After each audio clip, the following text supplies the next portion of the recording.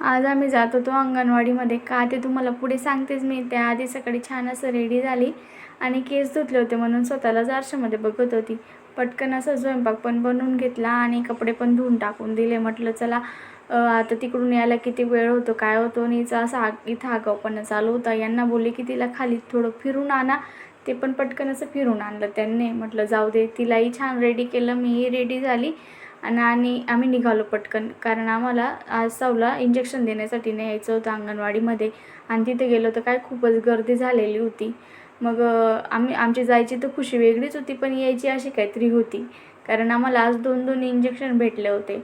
मग घरी आल्यानंतर तिला थोडा ताप आला. मग तिला गोळी वगैरे देऊन छान जेवण वगैरे करून तिला झोपी लावलं. आणि आज माझं थोडं एक्स्ट्राचं काम होतं, ते पण मी करून घेतलं. कारण हे काम माझं 2-3 दिवसापासून लांबत होतं. म्हटलं चला आज कपाटीचा शेवट मुहूर्त लावूनच टाकूया.